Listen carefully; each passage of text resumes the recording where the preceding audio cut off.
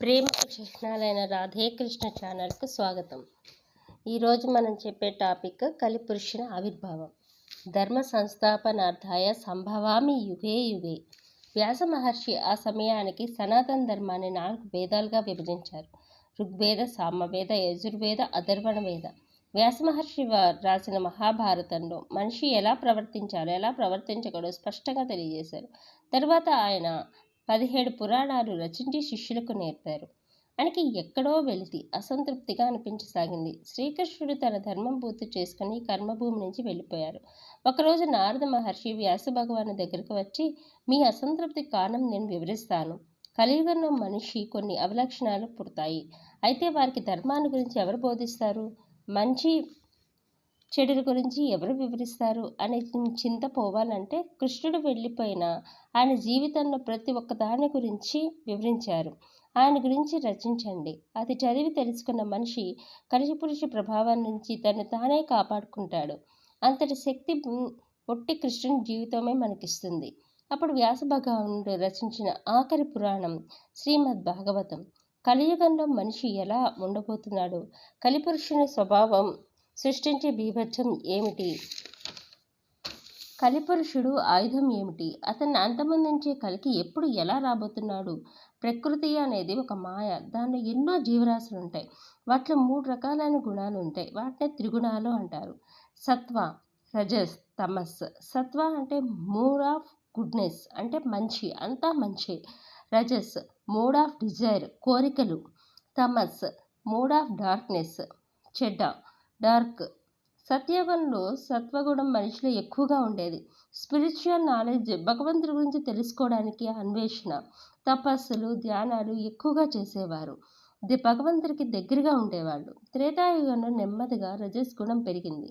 దానిలో కోరిక, డబ్బు మీద తపన ఎక్కువగా ఉన్నా కూడా అందరిలో భక్తి అనే విత్తనం ఉండేది.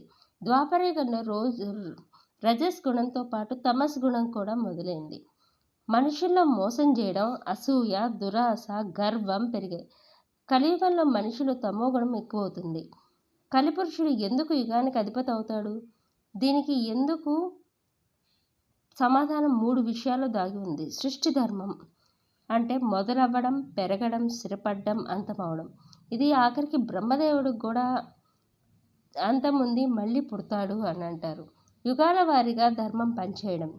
జుగుప్స కలిగించేది ఏంటంటే కలిపురుషుడు పుట్టుక. సూర్యుడు తూర్పును ఉదయించి పడమర అస్తమిస్తాడు. అది సూర్యుని యొక్క ధర్మం. అలాగే మనిషిలో ఉండే ధర్మాలు సత్యం, మాట మీద నిలబడడం, ఇతరుల పట్ల జాలి, దయ వంటి గుణాలు కలిగి ఉంటాడు. అప్పుడే ధర్మం 4 పాదాల మీద నిలబడుతుంది. సత్యయుగంలో ప్రహ్లాదుడు తను నమ్మిన సత్యం కోసం ప్రాణాన్ని సైతం లెక్క చేయడు. త్రేతాయుగంలో ధర్మం నెమ్మదిగా 3 పాదాల మీద నడుస్తుంది.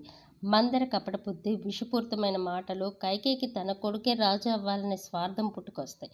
వాలి తన తమ్ముడు భార్యను అపహరించడం, మోహం. ద్వాపరయుగంలో ధర్మం 2 పాదాల మీదకు వస్తుంది.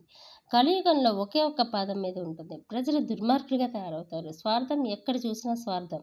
నేను బాగుంటే చాలు అనుకునే కుచింతిత తత్వం, డబ్బు మీద ఆశ, మోహం, వాటి కోసం ఉచ్చ నీచాలు వదిలేయడం, కారణం లేకుండా శత్రుత్వం పెంచుకోవడం. కలిపురుషుని ఆవిర్భావం. బ్రహ్మలోకం నుంచి ఉద్భవించిన ప్రతిదీ ప్రాణం పోసుకున్నట్టే ఆయన మలద్వారం నుంచి ఒక నల్లటి రూపం వచ్చి అది మనిషిని పోలి ఉంటుంది. ఆయన భార్య మిథ్య, అసత్యం. ఆమె పిల్లి కళ్ళతో అందంగా ఉంటుంది. వాళ్ళకి దంబుడు అనే కొడుకు అంటే అహంకారం, మాయా అనే కూతురు జన్మించారు. వీళ్ళకి ఉచ్చ నీచాలు ఉండవు. క్రోధం, హింసకు పుట్టినవాడే కలిపురుషుడు. ఇతని శరీరం నుంచి దుర్వాసన వస్తూ ఉంటుంది. అతను ఎప్పుడూ జన్నంగాన్ని పట్టుకొని ఉంటాడు. అతను ఎప్పుడు మద్యం మత్తులో ఉండి వేశ్యలతో సమయం గడుపుతాడు. కలిపురుషుడి చెల్లెలు గురుక్త, వావి వరుసలు ఉండవు. ఆమె కలిపురుషుడి వల్ల భయం అనే కొడుకుని, మృత్యు అనే కూతుర్ని పుడతారు. ఇప్పుడు మనం ఉన్నది పూర్తిగా కలియుగం కాదు. కలియుగంలో ద్వాపర యుగం నుంచి ట్రాన్సిషన్ పీరియడ్ మాత్రమే.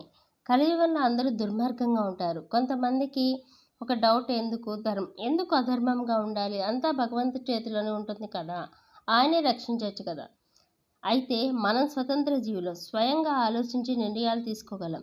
ఆ విధంగా మన కర్మలను బట్టి ధర్మం, అధర్మం నిర్ణయించబడతాయి. శ్రీకృష్ణుడు అర్జునుడికి సందేహ నివృత్తి చేశాడు, కానీ యుద్ధం చేయడం మానడం అనేది అర్జునుడికే వదిలేశాడు.